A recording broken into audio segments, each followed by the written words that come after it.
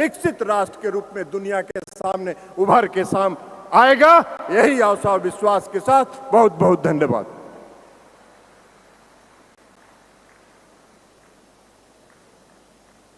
धन्यवाद माननीय मंत्री महोदय। और आप महाराष्ट्र के मुख्यमंत्री माननीय श्री एकनाथराव शिंदे जी से मैं विनती करती हूं कि वे सभा को संबोधित करें। छत्रपति शिवाजी महाराज की जय भवानी।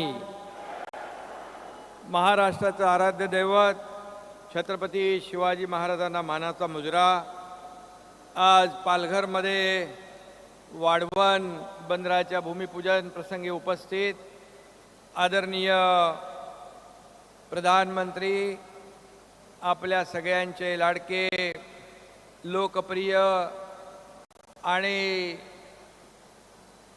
देशात नाही जगामध्ये जे लोकप्रियतेच्या उत्तुंग शिखरावर नंबर 1 ला असलेले आदरणीय नरेंद्र मोदी साहेबांचं मनापासून मी स्वागत करतो। आमचे दोन्ही उपमुख्यमंत्री, केंद्रीय मंत्री, राज्याचे आपले सर्व मंत्रीगण, आमचे महामहिम राहिले राज्यपाल राधाकृष्णनजी,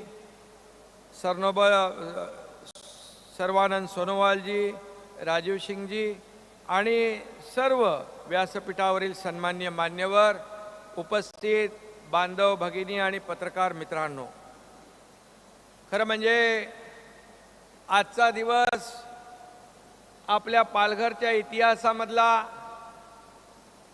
महाराष्ट्राच्या इतिहासामधला आणि खरं म्हणजे देशाच्या इतिहासामधला सोनेरी दिवस आहे असं म्हटलं तर वावगं ठरणार नाही। कारण हा जो प्रकल्प आहे, हा वाढवण बंदराचा प्रकल्प, हा गेम चेंजर प्रकल्प आहे आणि याचा फायदा संपूर्ण देशाला, महाराष्ट्राला तर होईलच, परंतु याचा फायदा आपल्या देशाला होईल आणि खास करून पालघरच्या जनतेला सगळ्यात जास्त होईल। आणि म्हणून मी आदरणीय प्रधानमंत्री महोदयांचं पालघरवासियांच्या वतीने मनापासून स्वागत करतो, त्यांना खूप खूप धन्यवाद देतो। इस बंदरगाह का भूमि पूजन आज माननीय मोदी जी के हाथों से हो रहा है। सही मायने में मैंने कहा है कि ये सुनहरा दिन है। मोदी जी के हाथ में सफलता का पारस है, इसलिए इस पोर्ट का पहला चरण 2029 तक निर्धारित समय पर पूरा हो जाएगा और जैसा भूमि पूजन हुआ है वैसा लोकार्पण भी हमारे आदरणीय मोदी जी के यह शुभ हाथों से होगा, ये मैं विश्वास यहाँ पर व्यक्त करता हूँ।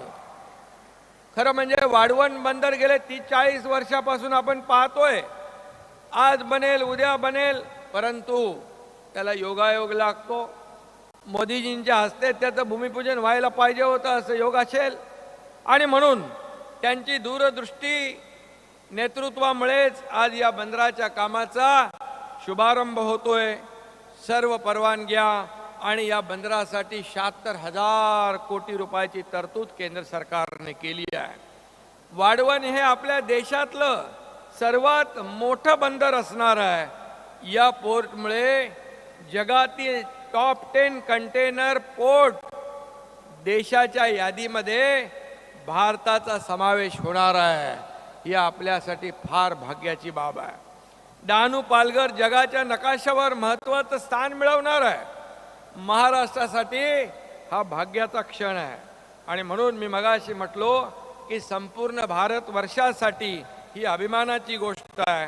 वाढवण बंदर हे महाराष्ट्राच्या प्रगतीचं नवं शिखर ठरणार आहे। या बंदरामुळे आयात आणि निर्यातीला मोठी चालना मिळेल, राज्याच्या आणि देशाच्या अर्थकारणाला चालना मिळेल, देशातील कंटेनर हँडलिंगची क्षमता या बंदरामुळे पूर्ण होईल, पायाभूत सुविधा आणि व्यवसाय करण्यास अनुकूल वातावरण मिळेल।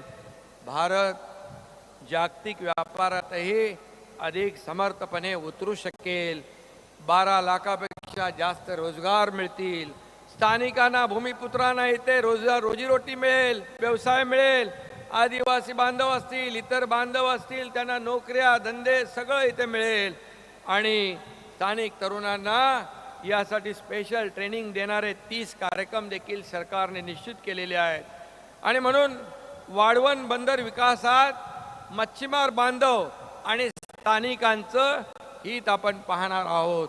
कुणालाही वाऱ्यावर सोडलं जाणार नाही. मोदीजींनी नेहमी जे प्रकल्प केले त्या स्थानिकांना न्याय देऊनच पुढे नेले आणि म्हणून पर्यावरणाचाही ऱ्हास होणार नाही याची काळजी आपण घेतोय. छत्रपती शिवाजी महाराजांनी 350 वर्षापूर्वी सागरी मार्गाचं महत्त्व ओळखलं आणि सुसज्ज आणि सशक्त आरमार उभारलं. त्यामुळेच खऱ्या अर्थाने शिवाजी महाराजांचा आदर्श ठेवून आपण कारभार करतोय.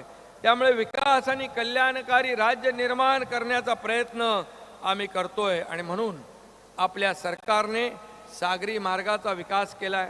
अटल सेतू, कोस्टल रोड त्यातूनच उभे राहिलेत आणि आता नरिमन पॉइंट पासून कोस्टल रोड आता विरार ते पालघर पर्यंत आणण्याचा विचार आपल्या सरकारचा आहे. पालघरला नवीन एअरपोर्ट पाहिजे म्हणून आता देवेंद्रजी म्हणालेत. आदरणीय प्रधानमंत्री नक्की आपल्या विनंतीचा मान ठेवतील. वाढवण हे Indian Middle East Europe economic corridor व international north south transportation corridor लगत असल्याने आयात निर्यातीसाठी अत्यंत सोयीचं ठिकाण ठरेल आणि वाढवण बंदरामुळे भारताला पूर्व किनारा आणि पर्शियन खाडीतील जवळपासच्या देशातील व्यापाराची गरज पूर्ण करता येईल आणि म्हणून सिंगापूर, कोलंबो आणि इतर आंतरराष्ट्रीय बंदरावर भारताला अवलंबून राहावं लागणार नाही. असं आंतरराष्ट्रीय दर्जाचं हे बंदर होतंय. एक और अच्छी खबर यह है कि महाराष्ट्र की अर्थव्यवस्था को प्रचंड मजबूती प्रदान करने वाले दिघी पोर्ट के विकास को भी केंद्र सरकार ने 2 दिन पहले हरी झंडी दिखाई है.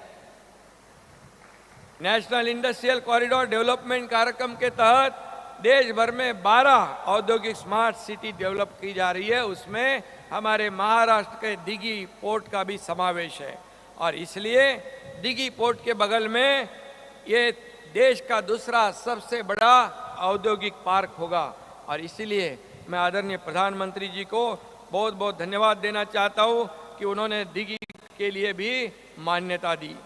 आणि खरं म्हणजे इथं 1000 कोटी डॉलरची गुंतवणूक होईल, रोजगार निर्माण होईल आणि मी आपल्याला एवढंच सांगतो, हमारे आदरणीय प्रधानमंत्री मोदी जी ने मुंबई को वैश्विक फिनटेक हब के रूप में बदलने की घोषणा भी की है.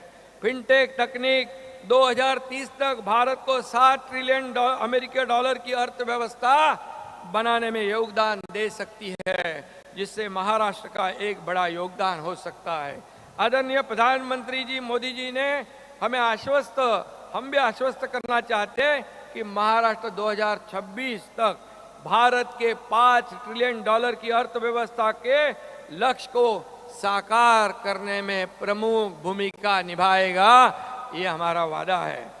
एमएमआर क्षेत्र 2047 में विकसित भारत की अर्थव्यवस्था के लिए एक पावर हाउस होगा, ऐसे भी हमारे आदरणीय मोदी जी ने कहा है.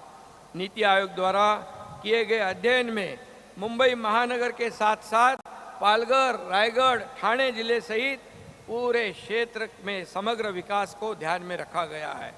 अकेले एमएमआर क्षेत्र में ही 1 ट्रिलियन अर्थव्यवस्था की क्षमता है. वर्तमान में एमएमआर क्षेत्र की जीडीपी 12 लाख करोड़ अर्थात 140 बिलियन डॉलर है. 2030 तक इस जीडीपी को 26 लाख करोड़ 300 बिलियन डॉलर तक करने का लक्ष्य रखा है. इसके लिए इसमें इस वाढवण बंदर और दिघी पोर्ट अहम भूमिका निभाएंगे, ये मैं आपको बताना चाहता हूँ. मोदी जी की वजह से इस देश की अर्थनीति बदल गई, विकास की नीति अमल में आई, विदेशी निवेश को बढ़ावा मिला और अब देश आर्थिक महाशक्ति बनने के दिशा में अग्रसर हो रहा है. मोदी साहब के कारण दुनिया में भारत का दबदबा बढ़ा, भारत का नाम ऊंचा हो गया और आज देश आर्थिक, सामाजिक, सांस्कृतिक और राजनीतिक रूप में दुनिया के मानचित्र पर झलक रहा है। उसके पीछे मोदी जी का सक्षम